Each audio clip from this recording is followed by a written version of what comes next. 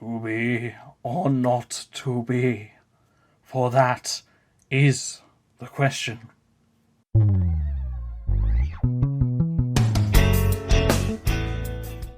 Greetings everyone and welcome to Collector Corps. Today we're going to be looking at the Marvel Legends, Marvel Superheroes Wave, Build-A-Figure Xemnu?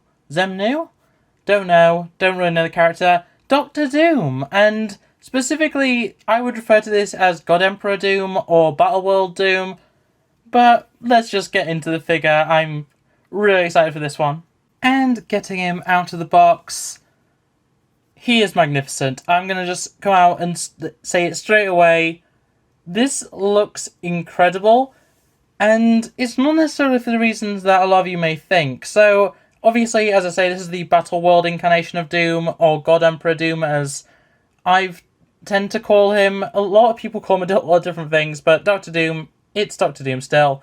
Exactly, as you remember, it's Victor, just wearing white and no torso tunic, which for a lot of people is a bit of a turn-off when it comes to this character.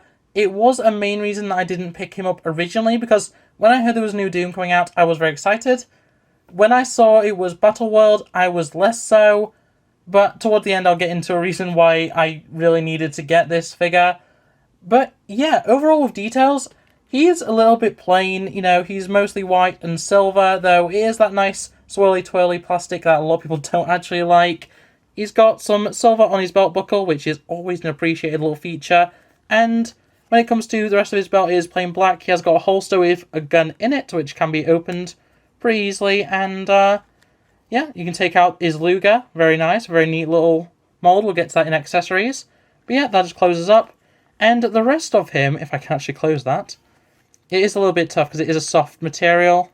Looking at the rest of the armor, it's very much that classic Doom chainmail look, that knight look, and even goes down to the boots, which I think look phenomenal.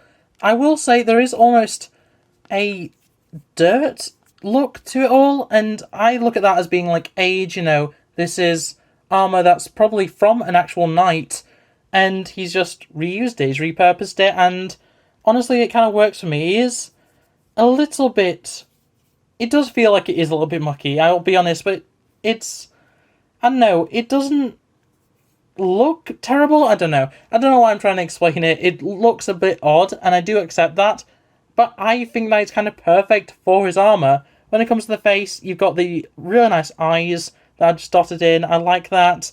The mask overall looks very good, like the mouth being a different colour and stuff like that. It is hidden by the hood itself, which is probably the reason why I'm not going to be able to show this all too well. But overall, that's a really good Doom face. The details are there on the back to some extent, though. Actually, there is like a film of something, of like dust or something. It might be from the cape, from the white plastic. I might have to clean this figure, but yeah, you've got the back peg for the cape, and yeah, it's Doom. What else can I really say? So, getting into articulation, I have removed the cape because it does get in the way of some of the, you know, major movement. But at the neck, you have a ball and hinge, which isn't great for movement. You get a little bit of forward, a little bit of back, mostly just neutral going back, to be honest. And of course, you get your tilt and everything else. It's not great, but to be fair, you're not really wanting Doom to do much other than a little bit of a look down, as he looks down on all those that are below him.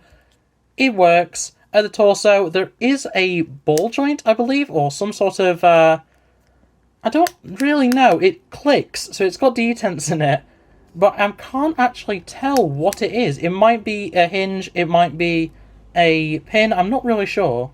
Then, of course, at the arms, we have... Ow, that actually doesn't go as far as I thought it did. Oh, there we go. It was just a bit stuck on a detent. But you get way past 90, actually. If I straighten up the body, you'll probably be able to see that a bit better. A good way past 90, which is quite good. All the way around, of course. Then you get bicep swivel, which is always a good thing to have. Double elbow, which, you know what? That's respectable. I think, you know, it's about 45 degrees, which isn't great, but it's good enough to have some maniacal posing. You can, you know, have him reaching out sort of deal. It looks good. I like it. Then you have nothing at the actual cuff, but at the wrist you have rotation, and then side to side for, oh, I guess it could be up and down. It depends on the orientation of the hand, honestly. This is a universal hand, but yeah, side to side, I would say. Which is fine. It's not a grip hand, it's not a weapon holding hand. It's all good. Then, at the legs, you do reach a little bit of traffic cone syndrome. You know, you've got a cut down the side, which does open it up a little bit. But when it comes to, and I'm going to go with the right leg just because of the holster being in the way, you got out, which, that's fine. I don't think that's anything to gripe about. It's some Spider-Man. Forward would be really good about the skirt, actually. That's kind of surprising. And then back, of course, not going to be great, but that's still reasonable. You've got a double knee. Goes a decent amount of the way. Once again, I think the cloak or the lower, skirt piece does kind of get in the way, but what are you going to do? And then, of course, you have ball and hinge at the foot with forward-facing pin for rocker, as is customary with, Marvel Legends in general. But, yeah, overall, very, very good figure. Stand. There we go. No. That's the first time I haven't been able to stand in first time, though, to be fair, and I'm probably going to be able to do it now. There we go. Right, well, moving on to accessories, I suppose.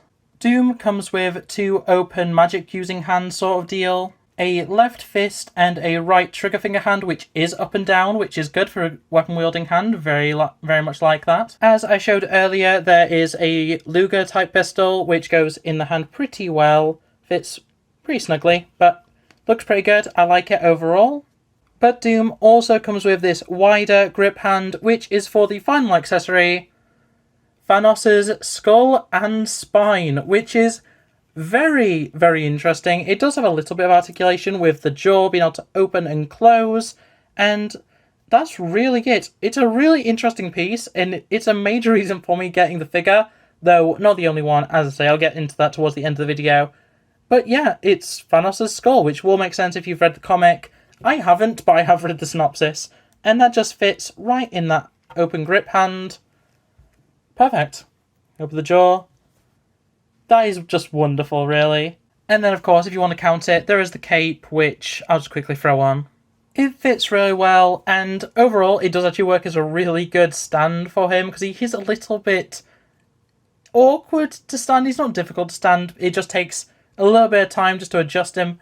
With the cape, you can lean him back slightly. He'll stand easily. For comparisons, we have the Marvel Legends Build-A-Figure Venom Pool Carnage, which is one of my favourite Marvel Legends, just overall, which I think is a really good size comparison. I think of Cletus as being a little bit short, but still, he has some size to him. He's about the size of an average person. And then Reed Richards from the Super Skrull wave. And yeah, once again, I think the size comparison is actually really good between them. I imagine Doom to be considerably, or noticeably at the very least, taller than Reed. So overall, this works for me. And then for third party, we have the Star Wars Black Series Stormtrooper, the first version, not the newer version, and Jazzware's Fortnite fish stick, because why not? And on that note, that is it for this review of Doctor Doom. So I really like this figure, and as I've been alluding to throughout this review, I do have a specific reason to be getting this figure. I'm planning on creating Doom bots using this version of Doom. Basically, I'm going to be dyeing the white to make it green, and potentially painting the eyes either red or green, depending on how I feel. And then I've got a Doom bot army. I'm going to get a few of these, sit them behind my Retro Doom, which I do have pre-ordered. Hasn't come out yet in my country, so you know how it is. But yeah, it's very much a perfect archetype for a Doom bot, in my opinion, despite the fact that a lot of people would say Doom bots should just look like Doom. I like this. See, that works as well. I said that the cape worked as a stand. It does actually help him stand up. But in any case, that's going to be it for this review. So thanks for watching. Like it if you did. Subscribe if you're around here and ring that bell so you can never miss an upload. I try and get a review out every Tuesday and Friday, as well as a multitude of other toy-related and collectible-related videos throughout the week. And yeah, otherwise that's it from me. So thanks for watching, and I'll see you next time. Bye!